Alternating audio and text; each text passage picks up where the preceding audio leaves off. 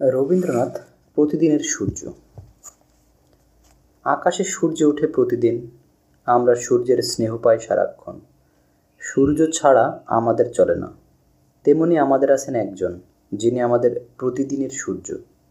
তার নাম রবীন্দ্রনাথ ঠাকুর। তিনি আমাদের জীবনে সারাক্ষণ আলো দিচ্ছেন। তিনি বাংলা ভাষার সবার বড় কবি। তাই নয় শুধু, তিনি আমাদের সব। তিনি কবিতা লিখেছেন, গল্প লিখেছেন, উপন্যাস লিখেছেন, নাটক রচনা করেছেন, গান লিখেছেন, প্রবন্ধ লিখেছেন। তিনি কি লেখেননি? তিনি একাই বাংলা সাহিত্যকে এগিয়ে দিয়ে গেছেন কয়েকশো বছর। আজ যে বাংলা সাহিত্য বেশ ধনী, তার বড় কারণ তিনি। তাই রবীন্দ্রনাথের কথা সহজে অল্প কথায় বলা খুব কঠিন। তার কথা ভালোভাবে লিখতে হলে বিরাট বিরাট বই লিখতে হয়। তিনি জন্ম নিয়েছিলেন 1861 সালের মে মাসের 7 তারিখে জোড়াসাগর ঠাকুর বাড়িতে। বঙ্গাব্দ অনুসারে দিনটি ছিল 25শে বৈশাখ। তার পিতার নাম দেবেন্দ্রনাথ ঠাকুর, মায়ের নাম সারদা দেবী। তিনি লোকান্তরিত হন 1941 সালের আগস্ট মাসের 7 তারিখে 1348 বঙ্গাব্দের 22শে শ্রাবণে। রবীন্দ্রনাথ ছিলেন তার পিতামাতার চতুর্দশ সন্তান। বাল্যকাল থেকেই তিনি সাহিত্যে উৎসাহী ছিলেন। তাদের বাড়ির সবাই ছিলেন সাহিত্যে উৎসাহী। তার পিতা ছিলেন লেখক, বড় ভাইরা ছিলেন লেখক, বড় বোন ছিলেন লেখিকা। তিনিও তাদের দেখাদেখি লেখা শুরু করেছিলেন শিশু বয়সে। তিনি ভালোবাসতেন কবিতা পড়তে, ভালোবাসতেন গাছপালার সৌন্দর্য দেখতে। গাছপালা অর্থাৎ প্রকৃতিই ছিল তার বড় শিক্ষক। স্কুল তার ভালো লাগতো না। স্কুলের দেয়ালগুলো মনে হতো পাহারাওয়ালাদের মতো কঠোর। তার জীবন কাহিনী তোমরা তার নিজের লেখা দুটি বই থেকে জেনে নিতে পারো।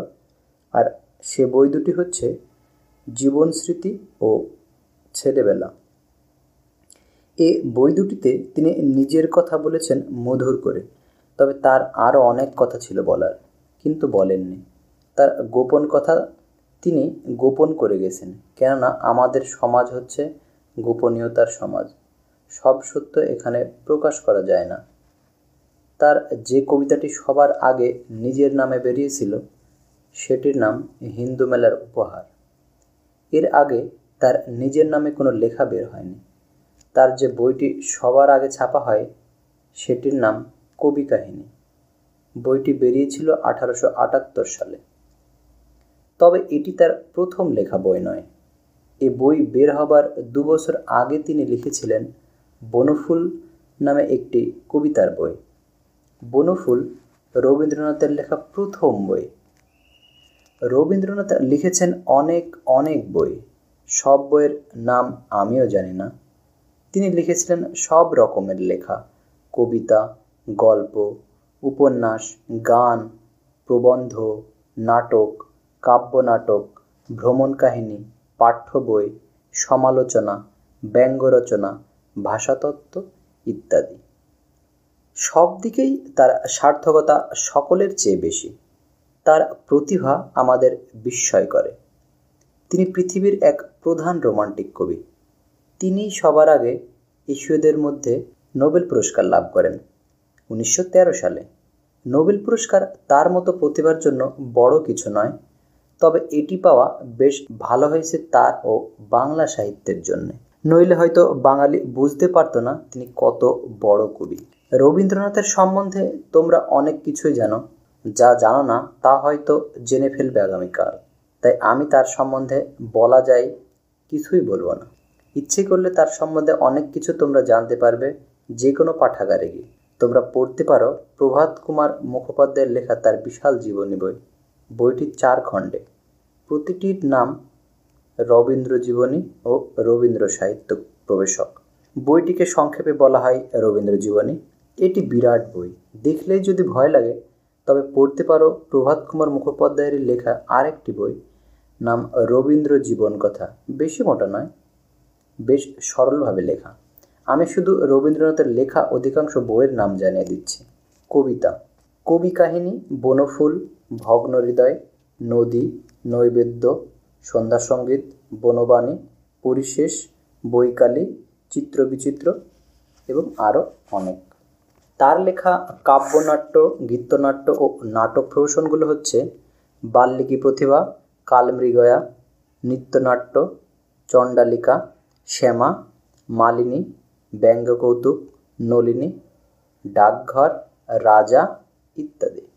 তার লেখা উপন্যাসগুলো হচ্ছে করুণা, বউ ঠাকুরানীর হাট, রাজর্ষি, চোখের বালি, প্রজাপতির নির্বন্ধ, নৌকাডুবি, গোরা, ঘরে বাইরে, চতুরঙ্গ, যোগাযোগ, শেষের কবিতা, দুই বোন, মালঞ্চ, 4 অধ্যায়।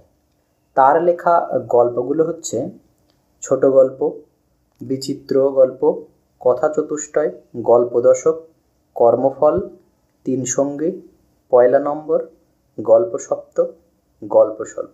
তার লেখা ভ্রমণ কাহিনীগুলো হচ্ছে ইউরোপ প্রবাসীর পত্র, ইউরোপ যাত্রীর ডায়েরি, জাপান যাত্রী, রাশিয়ার চিঠি, জাপানে পারস্যে, পথে ও পথের প্রান্তে, পথের সঞ্চয়। ভাষা ও সাহিত্য সমালোচনা হচ্ছে সমালোচনা, প্রাচীন সাহিত্য, লোকসাহিত্য, সাহিত্য, আধুনিক সাহিত্য, শিক্ষা, শব্দতত্ত্ব, ছন্দ, সাহিত্যের পথে, বাংলা ভাষা পরিচয়, সাহিত্যের স্বরূপ।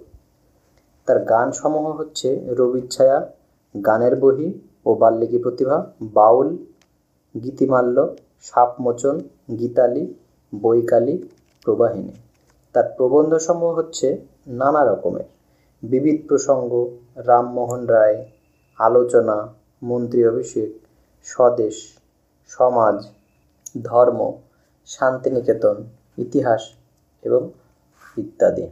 তার নিজের যে জীবন কথা সেগুলো হচ্ছে জীবন স্মৃতি এবং ছেলেবেলা। তার চিঠিপত্রগুলো হচ্ছে চিঠিপত্র, ছিন্নপত্র, ভানুসিংহের পত্রাবলী, ছিন্নপত্রাবলী ইত্যাদি। এছাড়াও তার আরও কিছু রয়েছে। যদি তার সব বইয়ের নাম জানতে ইচ্ছে হয় তবে পুলিন বিহারী সেন রবীন্দ্রনাথের বইয়ের একটি তালিকা তৈরি করেছেন, সেটি দেখে নিও। উপরে প্রতিটি বইয়ের নামের পাশের বন্ধনীর ভেতরে যে অব্দগুলো দেয়া হয়েছে তা বইগুলোর প্রথম প্রকাশের অব্দ, লেখার নয়। রবীন্দ্রনাথের রচনার সংকলনগুলোর কথা রবীন্দ্রনাথ লিখেছেন অনেক বইয়ে। কারো পক্ষে সবগুলো বইয়ের নাম মনে রাখা মুশকিল। এত রকমের বই আর এত রকমের নাম দেখে মাথা বিকল হয়ে যেতে চায়। রবীন্দ্রনাথের বইগুলো দিয়েই গড়ে তোলা যায় একটি বড় পাঠাগার। তিনি অজস্র বই লিখেছেন, হয়েছে তার লেখার অজস্র সংকলন। সংকলনগুলোতে বিভিন্ন বই থেকে একই রকমের লেখা বাছাই করে ছাপা হয়েছে। এর ফলে তার বইগুলোর ভেতর থেকে জন্মেছে আরও অনেক বই। রবীন্দ্রনাথের লেখার প্রথম সংকলন বের হয়েছিল অনেক আগে, তখন তার বয়স মাত্র 35 বছর, সেটা 1896 সাল। এই সংকলনে ছাপা হয়েছিল তার বিভিন্ন বইয়ের অনেকগুলো কবিতা। এটির নাম ছিল কাব্যগ্রন্থাবলী। এরপর হতে থাকে তার লেখার অনেক অনেক সংকলন। সেসব সংকলনের মধ্যে যেগুলো খুবই বিখ্যাত তাদের কিছু নামের কথা বলছি, কিছু পরিচয়ও দিচ্ছি। কাব্যগ্রন্থাবলী, এটি তার প্রথম কাব্য সংগ্রহ। এর মধ্যে তার বিভিন্ন কাব্যের অনেক কবিতা মুদ্রিত হয়। গল্পগুচ্ছ, এর প্রথম খণ্ডটি বেরিয়েছিল 1900 সালে। গল্পগুচ্ছ আজকাল সকলের প্রিয় ও পরিচিত বই। রবীন্দ্রনাথের গল্পের বইগুলোর নাম আমরা অনেকেই করতে পারবো না, কেননা আজ সেই সব বই বিশেষ প্রচলিত নয়। আজকাল সবাই জানে না যে রবীন্দ্রনাথের গল্পের বইয়ের নাম গল্পগুচ্ছ। আসলে এটি হলো তার গল্পগুলোর সংকলন বই। এর প্রথম খণ্ডটি বের হয় 1900 সালে। 1908 থেকে 9 অব্দে তিনি তখন পর্যন্ত যত গল্প লিখেছিলেন সেগুলো গল্পগুচ্ছ নামে 5 ভাগে বের হয়, কারণ প্রকাশ করেছিল ইন্ডিয়ান প্রেস। 1926 সালে বিশ্বভারতী বের করে 3 খণ্ডে তার গল্পগুলো, তখন এর নাম থাকে গল্পগুচ্ছ। আজ এ বইটি নানা রূপে বাজারে, লাইব্রেরিতে আছে। কাব্যগ্রন্থ, এই সংকলনে এটি কবির দ্বিতীয় কাব্যগ্রন্থ, বের হয়েছিল 1903-4 সালে। এই সংকলনে তার কবিতাগুলোকে সাজানো হয়েছিল। কবিতার বিষয় হিসেবে প্রতিটি বিভাগের একটি একটি নাম ছিল, যেমন যাত্রা, হৃদয়, অরণ্য, বিশ্ব, সোনারতরী। রবীন্দ্র গ্রন্থাবলী, এটি বের হয় 1904 সালে। এটিতে স্থান পায় তার অনেকগুলো নাটক ও উপন্যাস এবং গল্প। চয়নিকা, রবীন্দ্রনাথের ভালো ভালো অনেকগুলো কবিতা এ বইতে সংকলিত হয়েছিল। এ জাতীয় কবিতা সংকলনের যে বইটি আমরা আজ ব্যবহার করি সেটি সঞ্চয়িতা। এ বইটি আজকাল আর দেখা যায় না। গীতবিতান, এটি রবীন্দ্রনাথের গানের সংগ্রহ। আজকাল ঘরে ঘরে এটি দেখা যায়। রবীন্দ্রনাথের গানের আরও কয়েকটি সংকলন হয়েছিল, কিন্তু এটি সবার সেরা। এটি প্রথম বের হয় 1931 সালে। সঞ্চয়িতা, রবীন্দ্রনাথের সব কাব্য থেকে কবিতা নিয়ে তৈরি হয়েছে এ বইটি। এটি আজ আমাদের সকল সময়ের সাথে। বাংলাদেশে কবিতা পড়ে এমন কে আছে যে এটি দেখেনি?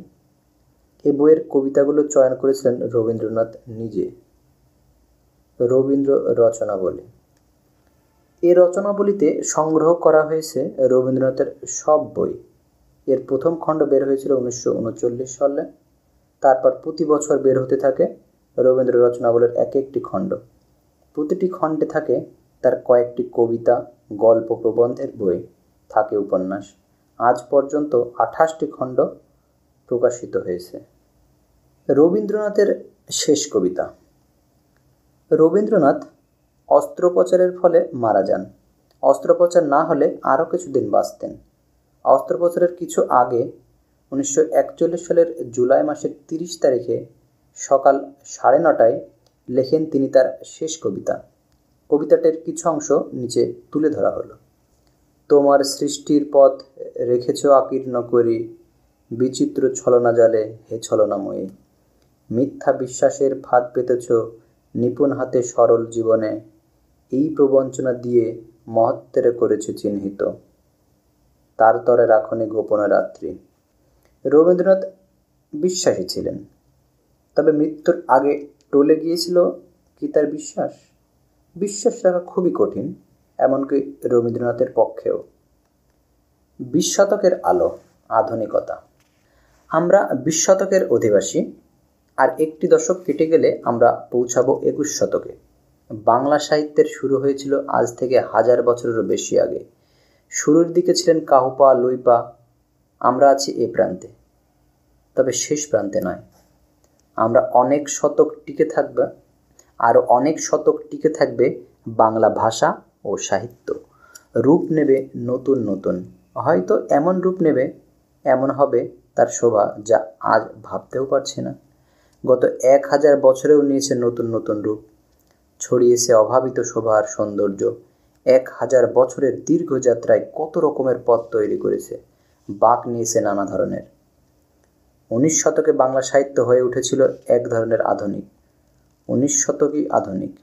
20 শতকে বাংলা সাহিত্য হয়ে ওঠে নতুন ধরনের আলোতে উজ্জ্বল, হয়ে ওঠে 20 শতকই আধুনিক।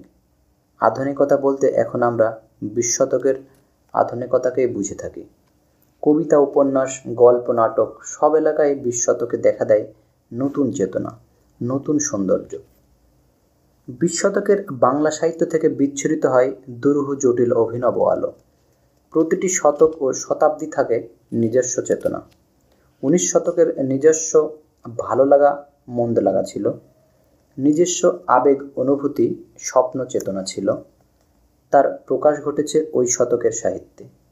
একটি শতক কেটে গিয়েছে, যখন আসে আরেকটি শতক, তখন নববর্ষের মতো রাতারাতি নতুন চেতনার উন্মেষ, বিকাশ ঘটে না। নতুন শতকের 1 বা 2 দশক ধরে জীবনে ও সাহিত্যে রাজত্ব করতে থাকে পুরনো শতকেরই চেতনা।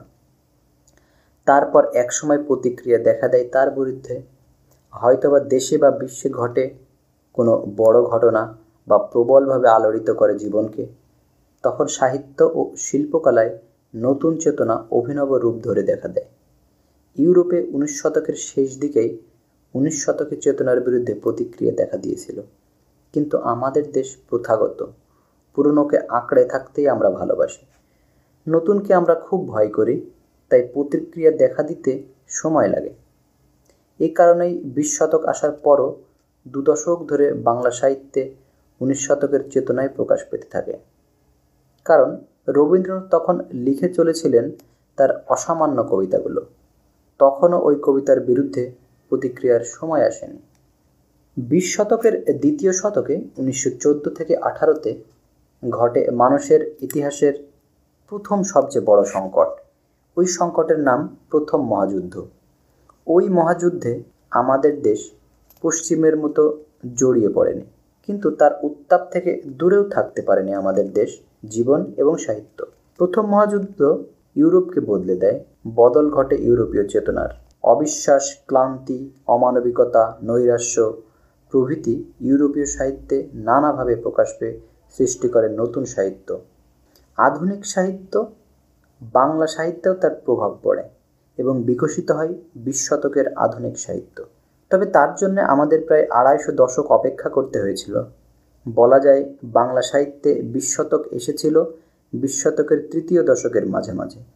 প্রথমে এসেছিল কবিতায়, যাকে বলি আধুনিক কবিতা।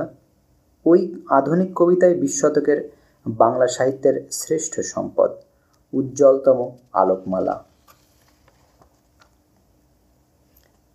20 শতকের প্রথম 2 দশকে রবীন্দ্রনাথ লিখে চলেছিলেন তার 40-70 বয়সের আশ্চর্য কবিতাগুলি।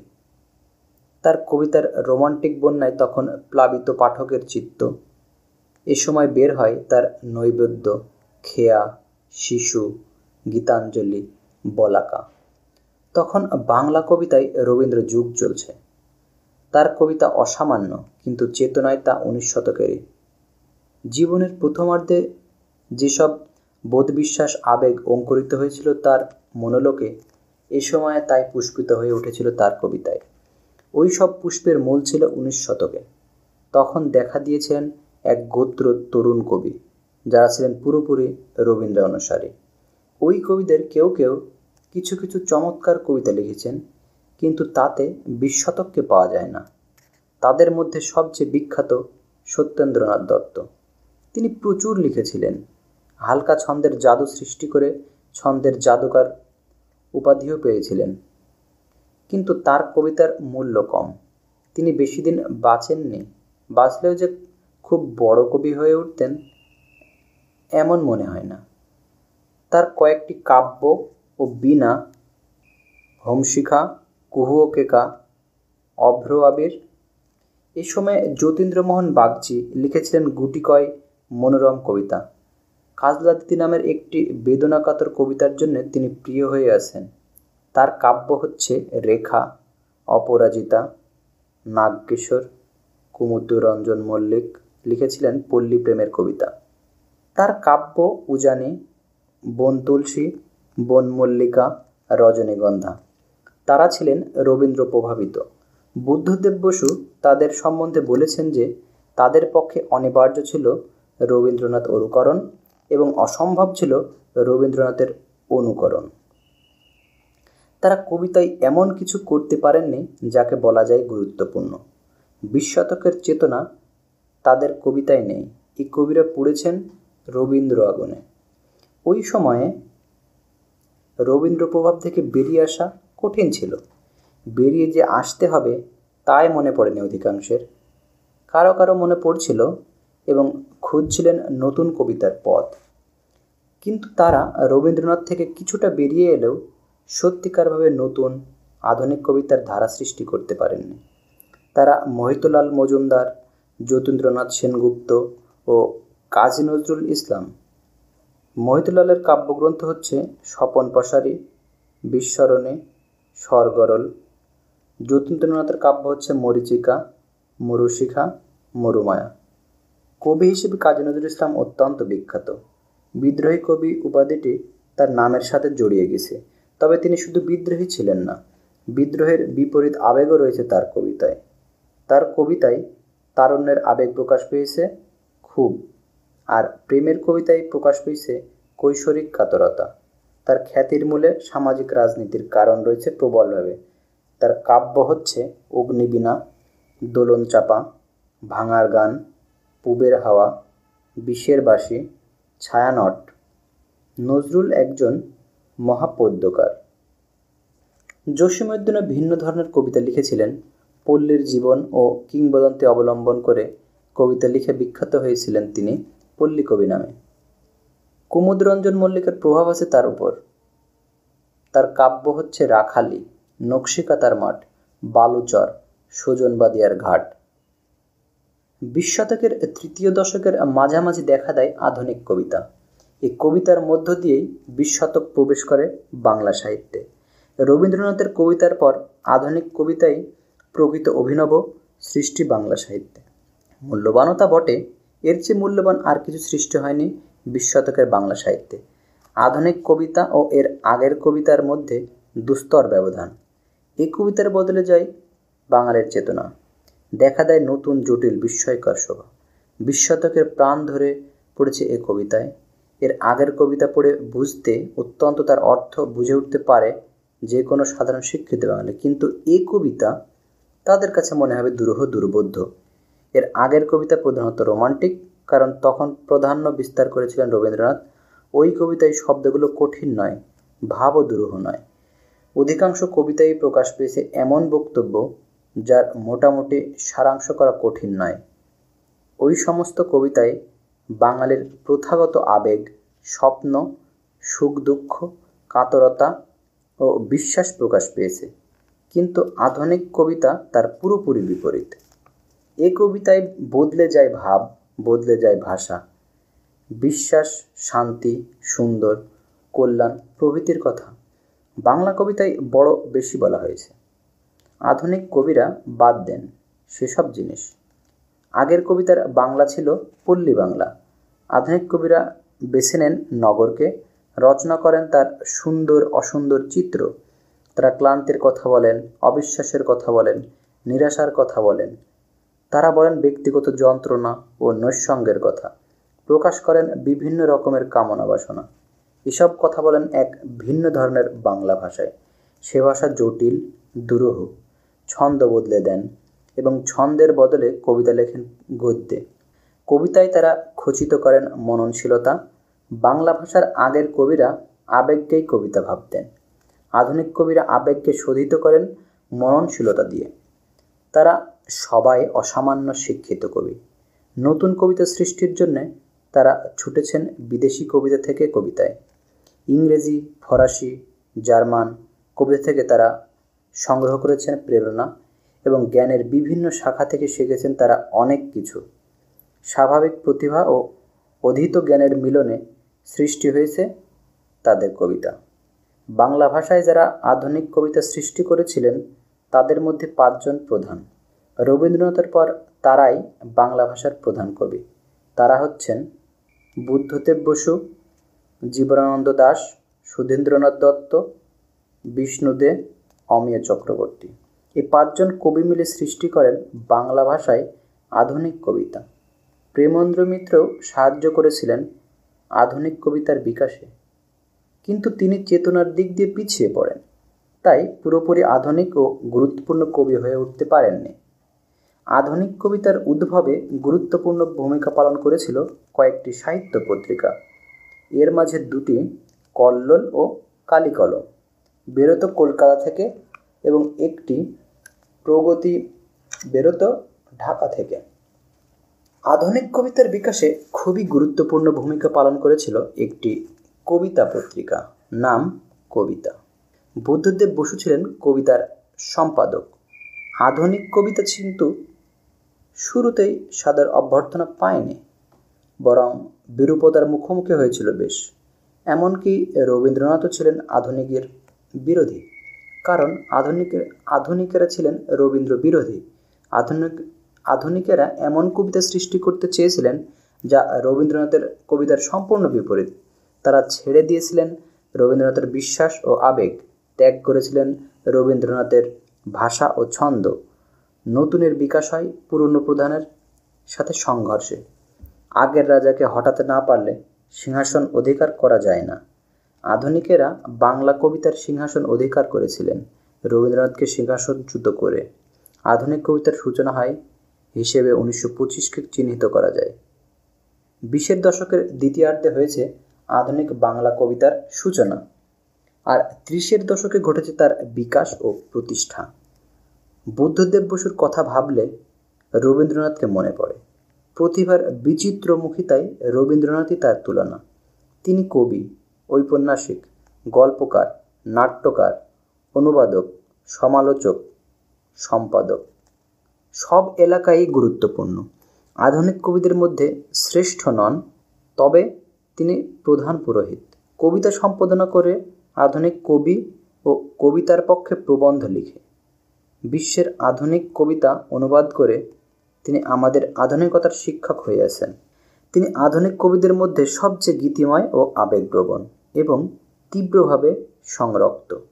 কামনা বাসনার রঙিন প্রকাশ ঘটেছে তার কবিতায়। তার কাব্যগ্রন্থ হচ্ছে বন্দির বন্দনা, অন্যান্য কবিতা, একটি কথা, কঙ্কাবতী ও অন্যান্য কবিতা। দয়মন্তী, শীতের প্রার্থনা, বসন্তের উত্তর, যে আধার আলোর অধিক, মরচে পড়া পেরেকের গান, স্বাগত বিদায় ও অন্যান্য কবিতা। অনুবাদ করেছিলেন তিনি বোদলেয়ার, হোল্ডারলিন, রাইনের মারিয়া রিলকে ও আরও কয়েকজন কবির কবিতা। শাল বোদলেয়ার তার কবিতা অনুবাদ হিসেবে অসামান্য। এটি পরবর্তী আধুনিক কবিদের প্রভাবিত করেছে নানাভাবে। তপস্বী ও তরঙ্গিনী অতুলনীয় নাটক, তার প্রবন্ধগ্রন্থ কালের পুতুল ও সাহিত্য চর্চা, আধুনিক কবিতার চমৎকার ভাষ্য। বুদ্ধদেব বসু সাহিত্যকে, বিশেষ করে কবিতাকে করে তুলেছিলেন নিজের জীবন। বুদ্ধদেব বসুর কবিতার একটি স্তবক নিচে তুলে ধরা হলো। দুঃখ আমাদের মুখরা ননদিনী, মৃত্যু আমাদের পূজ্য ব্রাহ্মণ, তবু তো কিছু ভালো মেনেছি সংসারে, জেনেছি দেবতারা বন্ধু। যেহেতু ফলে ওঠে সোনালি ধান আর সোনার সন্তান মায়ের কোলে, এবং অগ্নি ও জলের মিতালিতে অমৃত স্বাদ পায় অন্ন। বলতো বোন, কবে আমার মধুমতি গাভীর বাট হবে উচ্ছল, ঢেকির গম্ভীর শব্দ দিয়ে তাল জাগবে হাতে পায়ে ভঙ্গি। ব্যাঙের ছাতা কবে সাজাবে পৃথিবীরে, ডাকবে উল্লাসে দুর্দর, শিশির বিন্দুর আদরে ভরপুর ঝুলবে আঙিনায় কুমড়ো। স্তবক দুটি নেওয়া হয়েছে গায়ের মেয়েরা কবিতা থেকে। কবিতাটি আছে তপস্বী ও তরঙ্গিনী নাটকে। আধুনিকদের মধ্যে এখন জীবনানন্দ দাশ সবচেয়ে জনপ্রিয় এবং অনেকের মতে শ্রেষ্ঠ। রবীন্দ্রনাথ তার কবিতাকে বলেছিলেন চিত্ররূপময় এবং বুদ্ধদেব বসু তাকে বলেছিলেন নির্জনতম কবি। রবীন্দ্রনাথের চিত্ররূপময় কথাটি খুব প্রশংসার ছিল না, কারণ চিত্রের মতো সুন্দর হওয়া রোমান্টিক দৃষ্টিকৃতে খুব ভালো ব্যাপার নয়। তবে আজকাল রবীন্দ্রনাথের কথাটিকে প্রশংসা হিসেবেই ধরা হয়ে থাকে। আসলে জীবনানন্দের কবিতা চিত্রকল্পময়। আধুনিকদের মধ্যে ব্যক্তিগত জীবনে সবচেয়ে ব্যর্থ ছিলেন জীবনানন্দ। মৃত্যু হয়েছিল তার দুর্ঘটনায়। ট্রামের নিচে পড়ে লোকান্তরিত হয়েছিলেন জীবনানন্দ। হয়তো আত্মহত্যা করেছিলেন। করুণ, বিষণ্ণ, স্বপ্নময় আর আশ্চর্য স্বভাবময় তার কবিতা। ক্লান্তি, বিষাদ, হতাশা প্রভৃতি তার কবিতায় সোনার টুকরোর মতো সুন্দর হয়ে আছে। তার কবিতা অন্তর্গত আলোড়নের কবিতা। বাংলার অতীত ও বর্তমান প্রাকৃতিক শোভা তার কবিতায় অপরূপ হয়ে ফুটে উঠেছে। কোমলতা তার কবিতার বড় বৈশিষ্ট্য, তবে শেষ দিকে তার কবিতা হয়ে উঠেছিল কিছুটা কর্কশ। আধুনিক কালের অধিকাংশ শ্রেষ্ঠ উপমা রচনা করেছিলেন জীবনানন্দ দাশ। একসময় তাকে শুধু কবি এবং শুধু কবিই ভাবা হতো, কিন্তু সম্প্রতি তার কয়েকটি অপ্রকাশিত ও অজ্ঞাত উপন্যাস পাওয়া গেছে। ওইগুলোও রচনা হিসেবে অসামান্য। 30-এর দশকে এগুলো বেরোলে তিনি একজন প্রধান ঔপন্যাসিকেরও মর্যাদা পেতেন, কিন্তু যখন বেঁচে ছিলেন তখন বেশি কিছু পাননি জীবনানন্দ। এখন পাচ্ছেন শ্রেষ্ঠ আধুনিকের মর্যাদা। তার কাব্যগ্রন্থ হচ্ছে ঝরা পালক, ধূসর পাণ্ডুলিপি, বনলতা সেন, মহাপৃথিবী, সাতটি তারার তিমির, রূপসী বাংলা, বেলা অবেলা কালবেলা। তার প্রবন্ধ গ্রন্থের নাম কবিতার কথা, উপন্যাসের নাম মাল্যবান। জীবনানন্দের রূপভারাতর একটি কবিতার অংশ। চারিদিকে নুয়ে পড়ে ফুলেছে ফসল, তাদের স্তনের থেকে ফোঁটা ফোঁটা পড়িছে শিশিরের জল। প্রচুর শস্যের গন্ধ থেকে থেকে আসিতেছে ভেসে, পেঁচা আর ইঁদুরের ঘ্রাণে ভরা আমাদের ভাড়ারের দেশে। শরীর এলায়ে আসে এইখানে ফলন্ত ধানের মতো করে, যেই রোদ একবার এসে শুধু চলে যায় তাহার ঠোঁটের চুমো ধরে। আহ্লাদের অবসারে ভরে আসে আমার শরীর, চারিদিকে ছোঁয়া রোদ, ক্ষুদকুড়ো কার্তিকের ভিড়। চোখের সকল ক্ষুধা মিটে যায় এইখানে, এখানে হতেছে স্নিগ্ধ কান। পাড়াগার গায়ে আজ লেগে আছে রূপশালী ধান ভানা রূপসীর শরীরের ঘ্রাণ। কবিতাটির নাম অবসরের গান। কবিতাটি আছে ধূসর পাণ্ডুলিপিতে। এটি একটি বিস্ময়কর কবিতা। কবিতাটি পড়ার সময় মনে হয় পৃথিবীতে এক পরম কাব্যিক সময় এসেছিল এবং সে সময়টির খোঁজ পেয়ে জীবনানন্দ তার সদ্ব্যবহার করেছিলেন তার প্রাণ ভরে। সুধীন্দ্রনাথ দত্ত কারো কারো মতে আধুনিক কবিদের মধ্যে শ্রেষ্ঠ। আবেগ ও মননশীলতার এক অসামান্য মিশ্রণ তার কবিতা। আপাত দৃষ্টিতে সুধীন্দ্রনাথ আধুনিকদের মধ্যে সবচেয়ে দুরূহ কবি।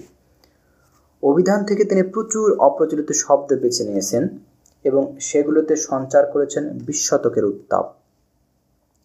সাধারণ পাঠকের পক্ষে অধিকাংশ শব্দের অর্থ বুঝে ওঠাই কঠিন তার কবিতায়, এবং সেগুলোতে তিনি প্রকাশ করেছেন যে ভাব তা বোঝাও সহজ নয়।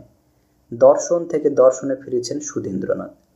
তিনি বিশ্বাস করতে চেয়েছেন, কিন্তু অবিশ্বাসে তার সমস্ত সত্তা ভরে গেছে। কিন্তু আবেগের মুহূর্তে তিনি দুলে উঠতে পারেন তীব্রভাবে। আধুনিক বাংলা কবিতার কয়েকটি শ্রেষ্ঠ আবেগ উদ্বেল প্রেমের কবিতা নিয়েই তিনি লিখেছেন। তিনি বিশ্বাস করতেন শব্দই কবিতা, আর তিনি অবিশ্বাস করতেন অনুপ্রেরণায়। বাংলার অধিকাংশ কবি সাধারণত স্বভাব কবি। সুধীন্দ্রনাথ পরিহার করেছিলেন স্বভাব কবিত্ব, তাই তার কবিতা দুরূহ বলে মনে হয়। কবিতা ছাড়া তার 2টি প্রবন্ধেরও বই আছে। তার গদ্যও বাংলা ভাষায় দুরূহতম। সুধীন্দ্রনাথের কাব্যগ্রন্থগুলো হচ্ছে তন্বী, অর্কেস্ট্রা, ক্রন্দশী, উত্তর ফাল্গুনী, সংবর্ত। তার অনুদিত কাব্যগ্রন্থের নাম প্রতিধ্বনি। তার প্রবন্ধ গ্রন্থ হচ্ছে স্বগত ও কুলায় ও কালপুরুষ। তার সমস্ত কবিতা এখন একসাথে পাওয়া যায় সুধীন্দ্রনাথ দত্তের কাব্য সংগ্রহে, এবং সমস্ত প্রবন্ধ একসাথে পাওয়া যায় সুধীন্দ্রনাথ দত্তের প্রবন্ধ সংগ্রহতে। তার একটি আবেগ স্পন্দিত কবিতার অংশ। একদা এমনই বাদল শেষের রাতে, মনে হয় যেন 100 জনমের আগে, সে এসে সহসা রেখেছিল হাতে, চেয়েছিল মুখে সহজিয়া অনুরাগে। সেদিনও এমনই ফসল বিলাসী হাওয়া, মেতেছিল তার চিকুরের পাকা ধানে। অনাদি যুগের যত চাওয়া যত পাওয়া, খুঁজেছিল তার আনত দিঠির মানে। একটি কথার দ্বিধা থর থর চুড়ে ভর করেছিল 7টি অমরাবতী। একটি নিমেষে দাঁড়ালো স্মরণে জুড়ে, থামিল কালের চিরচঞ্চল গতি। একটি পণের অমিত প্রগলভতা, মর্তে আনিল ধ্রুবতারাকারে ধরে। একটি স্মৃতির মানসী দুর্বলতা, প্রলয়ের পথ ছেড়ে দিল অকাতরে। কবিতাটির নাম শাশ্বতী রয়েছে অর্কেস্ট্রা কাব্যগ্রন্থে। অমিয় চক্রবর্তীকে আধুনিকদের মধ্যে সবচেয়ে শান্ত, স্নিগ্ধ, ধ্যানী বলে মনে হয়, বিশ্বাসী বলেও মনে হয়, সরল বলেও মনে হয়। কিন্তু তার কবিতায়ও রয়েছে গভীর অবিশ্বাস এবং জটিলতা। মানস ভ্রমণ চলেছে তার দেশে দেশে, ঘুরেছেন তিনি দর্শন থেকে দর্শনে। তার কবিতার স্বাদ পাওয়ার জন্যে বাইরের তীব্র জগৎকে ভুলে ঢুকতে হয় ভিতরে নমিতভাবে।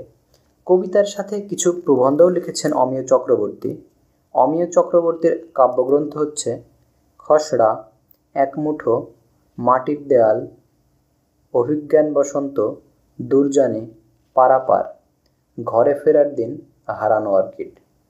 তার প্রবন্ধ গ্রন্থ হচ্ছে সাম্প্রতিক, যে কবিতাটির জন্য তিনি বিশ্বাসী বলে বিখ্যাত। তার অংশ, মেলাবেন তিনি ঝোড়ো হাওয়া আর পোড়ো বাড়িটার ওই ভাঙা দরজাটা মেলাবেন। পাগল ঝাপটে দেবে না গায়েতে কাটা, আকাল আগুনে তৃষ্ণায় মাঠ ফাটা, মারে কুকুরের জিভ দিয়ে খেত চাটা, বন্যার জল তবু ঝরে জল, প্রলয় কাঁদনে ভাসে ধরাতল মেলাবেন। আধুনিকদের মধ্যে সবচেয়ে বেশি কবিতা লিখেছেন বিষ্ণু দে।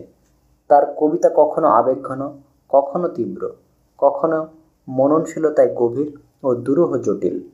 কবিতার পঙ্কোক্তির থেকে পঙ্কোক্তিতে, স্তাবক থেকে স্তাবকে এগোনোর সময় তিনি অনেক সময় যুক্তিকে করেছেন অস্বীকার এবং রচনা করেছেন পাঠকের জন্য বিহ্বলকর কবিতা। তবে যে তিনজন কবি আধুনিক কালের অধিকাংশ শ্রেষ্ঠ কবিতা লিখেছেন, বিষ্ণু দে তাদের একজন। অন্য দুজন হচ্ছে সুধীন্দ্রনাথ দত্ত ও জীবনানন্দ দাশ। আধুনিকদের মধ্যে একমাত্র তারাই একটি স্পষ্ট রাজনৈতিক দর্শন ছিল, তা হচ্ছে সাম্যবাদ। রাজনৈতিক আদর্শে বিশ্বাসী কবিরা সাধারণত হয়ে থাকেন সরল, উচ্চকণ্ঠ, আবেগপ্রবণ ও বাগী। কিন্তু বিষ্ণু দে তার বিপরীত। প্রচুর কবিতা লিখেছেন তিনি, প্রবন্ধও লিখেছেন বেশ কিছু। তার কাব্যগ্রন্থ হচ্ছে উর্বশীয় আর্টেমিস, চোরাবালি, পূর্বলেখ, সন্দীপের চর, সাত ভাই চম্পা, অনিষ্ট, নাম রেখেছি কোমল গান্ধার, তুমি শুধু 25শে বৈশাখ, স্মৃতিসত্তা ভবিষ্যৎ, সেই অন্ধকার চাই, ইতিহাসের ট্র্যাজেডি উল্লাসে, উত্তরে থাকো মৌন, আমার হৃদয়ে বাসো। তার প্রবন্ধের বই হচ্ছে সাহিত্যের ভবিষ্যৎ, এলোমেলো জীবন ও শিল্প সাহিত্য, রবীন্দ্রনাথ ও শিল্প সাহিত্যের আধুনিকতার সমস্যা। তার অনুদিত গ্রন্থের নাম এলিয়টের কবিতা। তার কবিতার কয়েকটি স্তবক: সোনালি হাসির ঝর্ণা তোমার উষ্ঠা ধরে, প্রাণ কুরঙ্গ অঙ্গে ছড়াই চপল মায়া, মুখর সে গান ভেঙে গেল আজ স্তব্ধ তমাল, হালকা হাসির জীবনে কি এলো ফসলের কাল, এই ভেবে ভোরবেলা, হে তুমি ভূমিসায়নী শিউলি, আর কি কোনো সান্ত্বনা নেই, রজনীগন্ধা দিয়েছিলে সেই রাতে, আজও তো সে ফুটে দেখি, মোদির অধীর রাতের তন্নি ফুল, রজনীগন্ধা বিরাগ জানে না সে কি। এই স্তবকগুচ্ছ নেওয়া হয়েছে চোরাবালি কাব্যের ক্রেসিডা নামক কবিতা থেকে। এটি এক অতুলনীয় জটিল সুন্দর কবিতা। আধুনিক কবিতার সূচনার পর কেটে গেছে 6 দশক।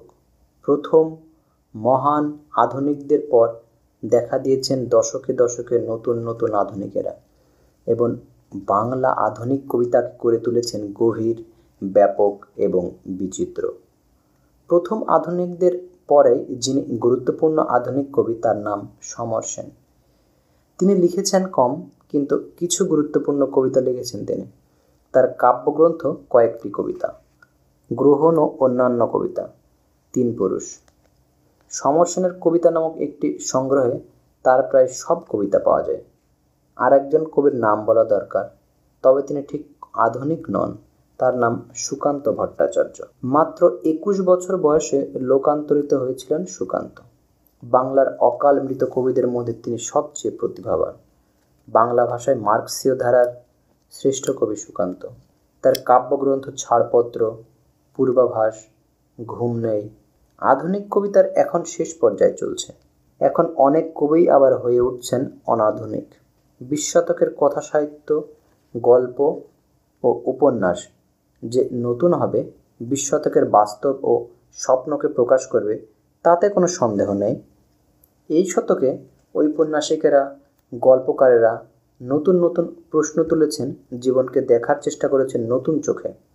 উপন্যাস তাই চলে গেছে রূঢ় অশ্লীল বাস্তবে, আবার প্রবেশ করেছে অবচেতনে, ধরা পড়েছে বিচিত্র কামনা বাসনা এবং অনেক নিষিদ্ধ কথা প্রকাশ করেছে অবলীলায়। বাংলা উপন্যাসে 6 জন শ্রেষ্ঠ পুরুষের মধ্যে রয়েছেন 2 জন চট্টোপাধ্যায়, একজন শরৎচন্দ্র চট্টোপাধ্যায় এবং 3 জন বন্দ্যোপাধ্যায়, তারাশঙ্কর, বিভূতিভূষণ, মানিক ও একজন ঠাকুর, তিনি রবীন্দ্রনাথ। তাদের 5 জনে 20 শতকের। তারা ছাড়াও রয়েছেন কয়েকজন গুরুত্বপূর্ণ ঔপন্যাসিক, ছোট গল্পকার। তারা সবাই মিলে 20 শতকের কথা সাহিত্যকে জীবনের মতো ব্যাপক করে তুলেছেন। ওপরের কয়েকজন ছাড়া উল্লেখযোগ্য যাদের নাম, তারা হচ্ছেন প্রভাত কুমার মুখোপাধ্যায়, নরেশচন্দ্র সেনগুপ্ত, জগদীশ চন্দ্র গুপ্ত, প্রেমেন্দ্র মিত্র, বনফুল, সতীনাথ ভাদুড়ী, সৈয়দ ওয়ালিউল্লাহ। আমাদের শ্রেষ্ঠতম কবি রবীন্দ্রনাথ একজন শ্রেষ্ঠ ঔপন্যাসিকও। ছোট গল্পে তো তিনি শ্রেষ্ঠতম। জীবন সম্ভারে ও শিল্প নিপুণতায় তার ছোট গল্পের কোনো তুলনা নেই বাংলায়। উপন্যাসেও তার অসামান্যতা বিস্ময়কর। তিনি আমাদের জীবন ও চেতনার একটি বড় অংশ গভীরভাবে চিত্রিত করেছেন তার উপন্যাসে। তার উপন্যাসের ভাষাও অনবদ্য। তিনি জনপ্রিয় ঔপন্যাসিক নন। পাঠকের চিত্ত বিনোদনের জন্য তিনি উপন্যাস রচনা করেননি। তিনি দিয়েছেন জীবন ও চেতনার ভাষ্য। উপন্যাস লেখা শুরু করেছিলেন তিনি অনেকটা বঙ্কিমচন্দ্রের ধরনে। তার পরিচয় পাওয়া যায় তার প্রথম পর্যায়ের উপন্যাস বউ ঠাকুরানের হাট, রাজর্ষিতে।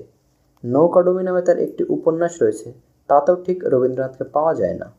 ঔপন্যাসিক রবীন্দ্রনাথ বলতে যাকে বুঝি তার সূচনা হয় চোখের বালি উপন্যাসে।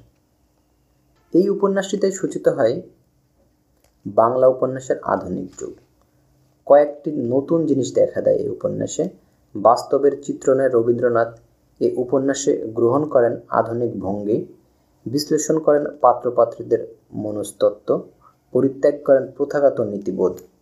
এসব কারণে চোখের বালিকে 20 শতকী বাংলা উপন্যাসের সূচনা গ্রন্থ হিসেবে গণ্য করা হয়। এরপর আরও কয়েকটি গুরুত্বপূর্ণ উপন্যাস রচনা করেন রবীন্দ্রনাথ। সেগুলো হচ্ছে গোরা, ঘরে বাইরে, চতুরঙ্গ, যোগাযোগ, শেষের কবিতা, দুই বোন, মালঞ্চ, 4 অধ্যায়। বাংলার জীবন, রাজনীতি, ব্যক্তি মানুষের কামনা বাসনার অসামান্য চিত্রণ যেমন পাওয়া যায় তার উপন্যাসে, তেমনই পাওয়া যায় বাংলা গদ্যের অপূর্ব বিকাশ। আর কারো উপন্যাসে ভাষা এমন উজ্জ্বলতা লাভ করেনি। রবীন্দ্রনাথের পর সাড়া জাগিয়ে দেখা দেন শরৎচন্দ্র চট্টোপাধ্যায়। তিনি জনপ্রিয় ঔপন্যাসিক ছিলেন। জনপ্রিয়তায় তাকে আর কেউ ছাড়িয়ে যেতে পারেননি। ঔপন্যাসিক হিসেবে কয়েক দশক আগে তিনি যে মর্যাদা পেতেন, এখন আর তাকে তা দেয়া হয় না। তবে তিনি আবার মর্যাদা পাবেন। তিনি সস্তা জনপ্রিয় ছিলেন না, তিনি বাংলা ভাষার প্রধান ঔপন্যাসিকদের একজন। তিনি বাঙালির আবেগ স্রোতকে খুলে দিয়েছিলেন এবং আবেগে ভেসে গিয়েছিল পাঠকেরা। তিনি সব কিছু দেখতেন হৃদয়ের যুক্তির সাহায্যে, মস্তিষ্কের সাহায্যে নয়। তিনি সামাজিকভাবে নিষিদ্ধ কিছু ব্যাপারকে নিয়ে এসেছিলেন সামনে, সেগুলোকে দিয়েছিলেন মহিমা, দাঁড়িয়েছিলেন সামাজিক অনেক রীতিনীতির বিরুদ্ধে। তাই তিনি ছিলেন এক ধরনের বিদ্রোহী। বাঙালির আবেগ ও ভাবাবেগের মুক্তিদাতা হিসেবে স্মরণীয় হয়ে থাকবেন শরৎচন্দ্র। বহু উপন্যাস লিখেছিলেন তিনি, যেগুলো একসময় বাঙালির প্রাত্যহিক পাঠ্যপুস্তকে পরিণত হয়েছিল। তার প্রধান উপন্যাসগুলো হচ্ছে পল্লী সমাজ, দেবদাস, চরিত্রহীন, শ্রীকান্ত, দত্তা, গৃহদাহ, পথের দাবি। এছাড়াও আছে পরিণীতা, বিরাজ বউ, চন্দ্রনাথ, দেনা পাওনা, বিপ্রদাস, শেষ প্রশ্ন। শরৎচন্দ্রের থেকে বয়সে কম হলেও তার 1 দশক আগে থেকেই উপন্যাস, গল্প লিখে খ্যাতি অর্জন করেছিলেন প্রভাত কুমার মুখোপাধ্যায়। তার উপন্যাস ও গল্পগ্রন্থ ষোড়শী, রমাসুন্দরী, নবীন সন্ন্যাসী, গল্পাঞ্জলি, রত্নদ্বীপ, সিঁদুর কৌটা প্রভৃতি। সাহিত্যে রক্ষণশীল আর প্রগতিশীলদের মধ্যে মাঝে মধ্যেই দ্বন্দ্ব দেখা দেয়। রক্ষণশীলেরা সাধারণত হয়ে থাকে প্রতিভাহীন ও একগুঁয়ে এবং বেশ ভণ্ড। প্রগতিশীলেরা হয় সত্যসন্ধানী, প্রতিভাবান। তরুণ প্রগতিশীল প্রতিভা আক্রান্ত হয় বৃদ্ধ রক্ষণশীলদের দ্বারা। বাংলা সাহিত্যে এটা ঘটেছে মাঝে মাঝেই। এই শতকের 2য় শতকের মাঝামাঝি দেখা দেয় প্রগতিশীলতা ও রক্ষণশীলতার বিবাদ। উপন্যাসের বিষয় সার্বিক জীবন, তার ভালো ও মন্দ, সুন্দর ও অসুন্দর, শ্লীল ও অশ্লীল, সিদ্ধ ও নিষিদ্ধ সব কিছুই উপন্যাসে স্থান পাওয়ার যোগ্য। 19 শতকের ঔপন্যাসিকেরা সব কিছুকে স্থান দিতেন না তাদের উপন্যাসে। জীবনের ভালো দিকটাকেই তারা তুলে ধরতেন। তাদের উপন্যাসে কোনো চরিত্র যদি সমাজ অসম্মত কাজ করত, তাহলে তাদের দেয়া হতো মৃত্যুর মতো শাস্তি। এর বিখ্যাত উদাহরণ বঙ্কিমচন্দ্রের কৃষ্ণকান্তের উইলের বিধবা রূপসী রোহিণী। রোহিণী বাল্য বিধবা, তার স্বপ্নের জীবন শুরু হওয়ার আগেই সে বিধবা হয়ে গেছে।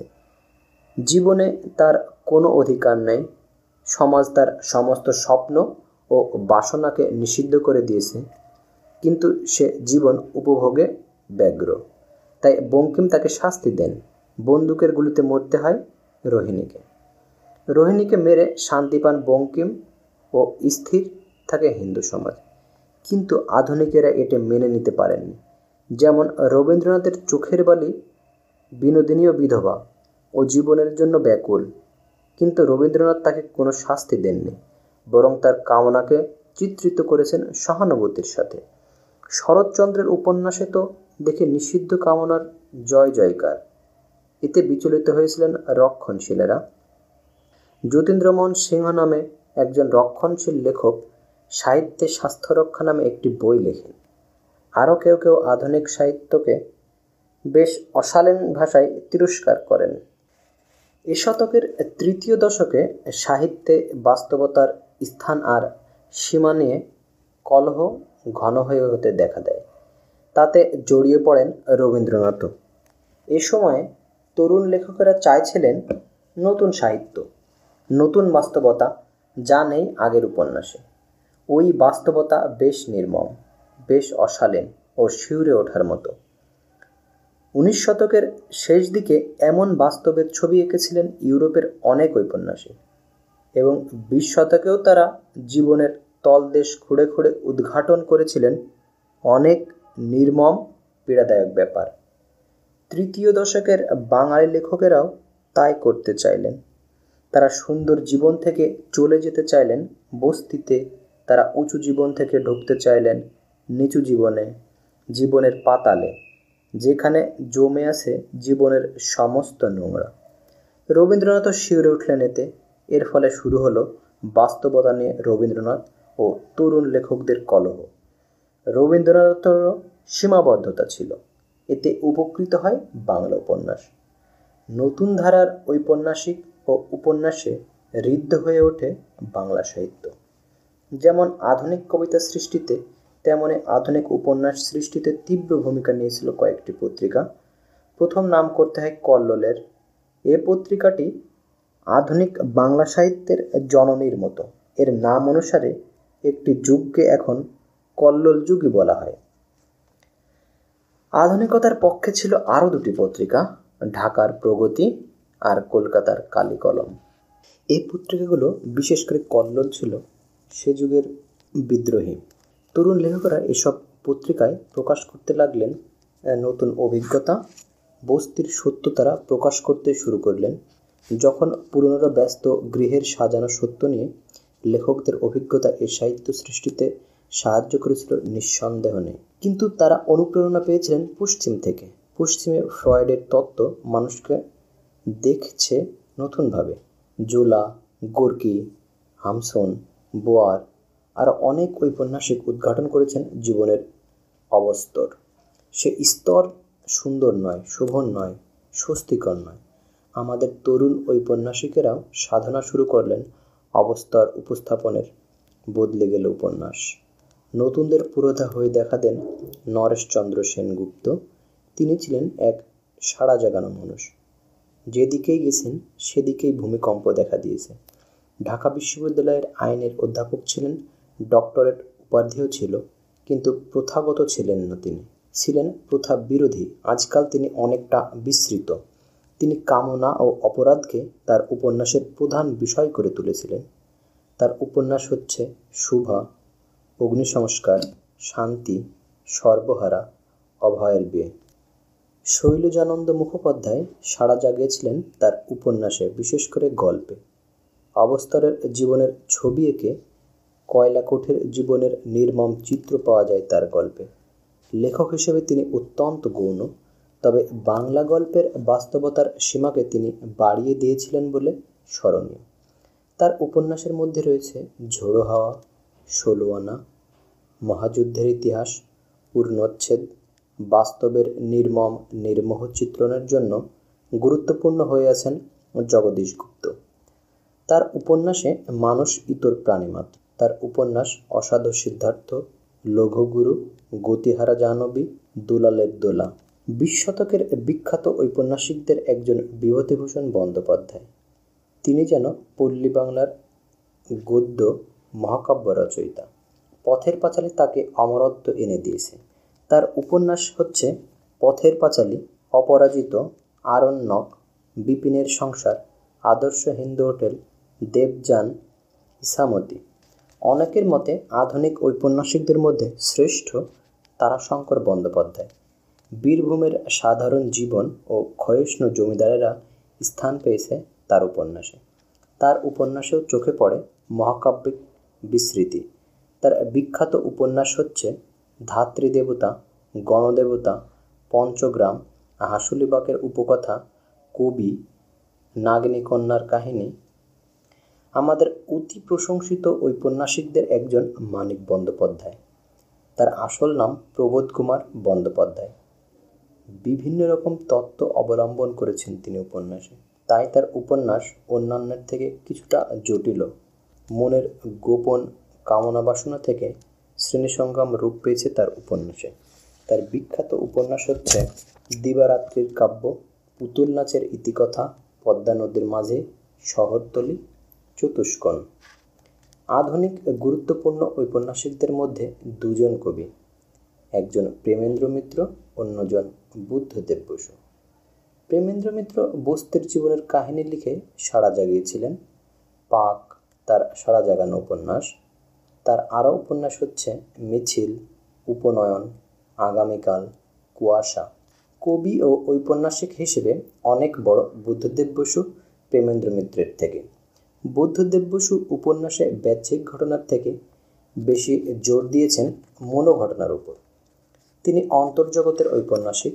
তার উপন্যাস হচ্ছে সাড়া, যেদিন ফুটল কমল, ধূসর গোধূলি, তিথিডোর, মৌলিনাথ, রাতভর বৃষ্টি। বনফুল ছিলেন শ্লেষপ্রবণ। তার উপন্যাস হচ্ছে মৃগয়া, জঙ্গম, স্থাবর। ধৈর্যটিপ্রসাদ মুখোপাধ্যায়ের উপন্যাস অন্তর্চেতনার। তার উপন্যাস হচ্ছে অন্তশীলা, আবর্ত, মোহানা। অচিন্ত্য কুমার সেনগুপ্ত প্রচুর লিখেছেন। যতটা সাড়া জাগিয়েছিলেন তিনি, ততটা গুরুত্বপূর্ণ উপন্যাস অবশ্য তিনি লিখতে পারেননি। তার উপন্যাস হচ্ছে বিবাহের চেয়ে বড়, বেদে, আকম্মিক, নবনীতা, প্রথম কদম ফুল। ঈশাতকে ফলেছে ছোট গল্পের অসাধারণ শস্য। বাংলা ভাষায় ছোট গল্পের সূচনা করেছিলেন রবীন্দ্রনাথ। তিনিই ঘটিয়েছিলেন এর বিকাশ। মানুষের জীবন ও প্রকৃতি নিয়ে একরাশ অসামান্য গল্প রচনা করেন তিনি। তার গল্পে ঘটে জীবন ও শিল্পের বিস্ময়কর সমন্বয়। 19 শতকের শেষ দশকে প্রাণ ভরে গল্প লিখেছিলেন রবীন্দ্রনাথ এবং তাতে ভরে ওঠে পাঠকদের প্রাণ। রবীন্দ্রনাথের গল্প সংগৃহীত হয়েছে গল্পগুচ্ছর 3টি খণ্ডে। 20 শতকের প্রধান ঔপন্যাসিকেরাও জীবনের বিচিত্র দিক নিয়ে লিখেছেন এসব গল্পে। এসব গল্পে টুকরো টুকরো হয়ে ধরা পড়েছে আমাদের জীবন। সম্ভবত বাংলা উপন্যাসের চেয়ে বাংলা ছোট গল্প অনেক বেশি শিল্পী সফল। বাঙালি প্রতিভা উপন্যাসের বিশালতায় যতটা বিচ্ছুরিত হয়েছে, তার চেয়ে অনেক বেশি বিচ্ছুরিত হয়েছে ছোট গল্পে। শরৎচন্দ্র চট্টোপাধ্যায় সাহিত্য জগতে প্রবেশ করেছিলেন ছোট গল্প নিয়ে। তার প্রথম গল্প মন্দির সেকালের একটি গল্প প্রতিযোগিতায় প্রথম পুরস্কার পেয়েছিল। পুরস্কারটির নাম কুন্তলীন পুরস্কার। মন্দির বেরিয়েছিল 1903-এ। প্রেমেন্দ্র মিত্র বস্তির জীবন কাহিনী লিখে সাড়া জাগিয়েছিলেন। পাক তার সাড়া জাগানো উপন্যাস। তার আরও উপন্যাস হচ্ছে মিছিল, উপনয়ন, আগামীকাল, কুয়াশা। কবি ও ঔপন্যাসিক হিসেবে অনেক বড় বুদ্ধদেব বসু প্রেমেন্দ্র মিত্রের থেকে। তারাশঙ্কর বন্দ্যোপাধ্যায়ের গল্পগ্রন্থ হচ্ছে জলসাঘর, রসকলি, বেদেনী, নারী ও নাগিনী, ইমারত। মানিক বন্দ্যোপাধ্যায়ের গল্পগ্রন্থ অতসীমামি, প্রাগৈতিহাসিক, সরীসৃপ, আজকাল পরশুর গল্প, ছোট বকুলপুরের যাত্রী। বিভূতিভূষণ বন্দ্যোপাধ্যায়ের গল্পগ্রন্থ মেঘমল্লার, মৌরি ফুল, কিন্নর দল। বুদ্ধদেব বসুর গল্পগ্রন্থ হচ্ছে অভিনয়, অভিনয় নয়, অন্যান্য গল্প, এরা ওরা এবং আরও অনেকে, ঘরেতে ভ্রমর এলো। তার গল্পের একটি চমৎকার সংকলনের নাম ভাসো আমার ভেলা। প্রেমেন্দ্র মিত্রের গল্পগ্রন্থ পঞ্চস্বর, বেনামি বন্দর, মৃত্তিকা। 20 শতকের দুজন অতুলনীয় গদ্যশিল্পীর কথা মনে পড়ে, অবনীন্দ্রনাথ ঠাকুর ও প্রমোদ চৌধুরী। দুজনেই রবীন্দ্রনাথের আত্মীয় এবং 20 শতকের দুই প্রধান বাঙালি ও প্রতিভা। তারা কবিতা বা গল্প বা উপন্যাস সৃষ্টি করে প্রধান হননি। তারা গল্প লিখেছেন, প্রবন্ধ লিখেছেন, কিন্তু তারা অমর হয়ে আছেন তাদের অনন্য গদ্যশিল্পের জন্য। অবনীন্দ্রনাথ মানে গদ্য, প্রমোদ চৌধুরী মানে পদ্য। বিস্ময়কর গদ্য। অবনীন্দ্রনাথ আধুনিক কালের একজন প্রধান চিত্রকর। ছবি আঁকতে আঁকতে তিনি প্রবেশ করেছিলেন সাহিত্যে এবং সাহিত্যে এঁকে গেছেন চিত্রের পর চিত্র। তার গল্প, বক্তব্য ইত্যাদির প্রাণ যেন তার ভাষা। 1895-এ বেরোয় অবনীন্দ্রনাথের ক্ষীরের পুতুল ও শকুন্তলা। রূপকথার রূপে ভরে আছে বই দুটি। তার অন্যান্য বই বাংলার ব্রত, রাজকাহিনী, ভূতপ্রেত নির্দেশ, খাতাঞ্চির খাতা, আলোর ফুলকি, বুড়ো বাংলা, বাগেশ্বরী, শিল্পপ্রধান বলি, জোড়াসাঁকোর ধারে, আপন কথা। বিস্ময়কর এসব বই। কৈশোরেই এগুলোর অধিকাংশ পড়ে ফেললে জীবন সোনায় ভরে উঠতে পারে। প্রমোদ চৌধুরী বিখ্যাত হয়ে আছেন চলতি রীতির প্রধান প্রবক্তা হিসেবে। তার ছদ্মনাম ছিল বীরবল। সবুজপত্র নামে একটি প্রভাবশালী পত্রিকা সম্পাদনা শুরু করেন তিনি। এটিতে তিনি চলতি ভাষাকে সাহিত্যের বাহন হিসেবে ব্যবহার আন্দোলন শুরু করেন, সফলও হন। তবে শুধু চলতি রীতির প্রবক্তা হিসেবে নয়, অনন্য গদ্যরীতির জন্য অবিস্মরণীয় প্রমোদ চৌধুরী। তিনি লিখেছেন কবিতাও, কিন্তু বাংলা সাহিত্যে তার অমূল্য অবদান তার প্রবন্ধগুলি। সনেট পঞ্চাশত ও পদচারণ তার কাব্যগ্রন্থ, তার চার ইয়ারি কথা তার গল্পগ্রন্থ, প্রবন্ধ সংগ্রহ নামে 2 খণ্ডে সংগৃহীত হয়েছে তার প্রবন্ধ, অনন্য তার গদ্য। নাটকে বাংলা সাহিত্য গরিব। মধুসূদন অলীক কোনাট্যের কথা বলেছিলেন, রাঢ়ের বঙ্গে এখনও লোকজন তাতে মজে। বাংলার জীবনে বোধহয় নাট্যগুণ নেই। নাটকীয়তা থাকলেও নাটক রচিত হয় মঞ্চস্থ হওয়ার জন্যে। মঞ্চে সফল হওয়া নাটকের একটা বড় গুণ। তবে মঞ্চে সফল হলেই নাটক উৎকৃষ্ট হয় না, বরং মঞ্চে সফল হতে গিয়েই ব্যর্থ হয় বাংলার অধিকাংশ নাটক। বাংলা ভাষায় লেখা অধিকাংশ মঞ্চ সফল নাটক সাহিত্য হিসেবে নিকৃষ্ট। 20 শতকে নাটকের ক্ষেত্রে খুব বড় প্রতিভা চোখে পড়ে না। 20 শতকে রবীন্দ্রনাথই শ্রেষ্ঠ নাট্যকার। তার নাটক অবশ্য জীবনচিত্রণ নয়, ভাবচিত্রণ, কিন্তু তার নাটক সাহিত্য সৃষ্টি হিসেবে অসামান্য বলে উৎকৃষ্ট নাটক হিসেবে গণ্য। বেশ পরে বুদ্ধদেব বসু এমন উন্নত সাহিত্যিক নাটক লিখেছেন। এছাড়া সাহিত্যিক গুণে আর কারো নাটক বিশেষ সমৃদ্ধ নয়। রবীন্দ্রনাথ প্রচুর নাটক, কাব্যনাট্য ও নাট্যকাব্য লিখেছেন। এগুলোর সবই কবির হাতের লেখা। গীতিনাট্য, কাব্যনাট্য, সাংকেতিক রূপক নাটকে তিনি অনন্য। তার নাট্য সাহিত্যে রয়েছে বাল্মীকি প্রতিভা, কালমৃগয়া, প্রকৃতির প্রতিশোধ, মায়ার খেলা, বিসর্জন ইত্যাদি। 20 শতকে আরও অনেকে নাটক লিখেছেন, কিন্তু তাদের বড় নাট্যকার বলা যায় না। তবে 2-1 জনের 2-1টা নাটক উল্লেখযোগ্য, যেমন মন্মথ রায়ের কারাগার, বিজন ভট্টাচার্যের নবান্ন। 60-এর দশকে বুদ্ধদেব বসু লেখেন কয়েকটি অতুলনীয় কাব্যনাটক। তার তপস্বী ও তরঙ্গিনী, কলকাতার ইলেকট্রা কাব্যগুণে অসামান্য। 20 শতকে কেটে যাওয়ার আর বাকি নেই। 20 শতকের সাহিত্যের কথা বললাম খুব সংক্ষেপে। বলেছি শুধু 20 শতকের প্রথম অর্ধেকের কথা, দ্বিতীয় ভাগের কথা কিছুই বলিনি। এ সময়েও জন্ম নিয়েছেন অনেক বড় কবি ও ঔপন্যাসিক। তবে এ শতকের তৃতীয় দশকের মাঝামাঝি যে আধুনিক সাহিত্যের উদ্ভব হয়েছিল, তাই এ শতকের শ্রেষ্ঠ সৃষ্টি। দ্বিতীয় ভাগে অত বড় কেউ জন্মাননি। তাদের প্রতিভা ছিল, কালের আনুকূল্যও পেয়েছিলেন তারা, তাই সৃষ্টি করতে পেরেছিলেন এমন সাহিত্য যা ধারণ করেছে আধুনিক কালের চেতনা। ওই চেতনা ভিন্ন 19 শতকের চেতনার থেকে। আগামী শতকে দেখা দেবে নতুন চেতনা। হয়তো তার আভাস দেখা দেবে 20 শতকের শেষ দশকেই। তা হয়তো বহুবর্ণের দীপাবলি হয়ে দেখা দেবে 21 শতকের প্রথম বা দ্বিতীয় বা তৃতীয় দশকে চিরকাল জ্বলবে বাংলা সাহিত্যের লাল নীল দীপাবলি। এরই মাধ্যমে শেষ হলো হুমায়ুন আজাদের লাল নীল দীপাবলি।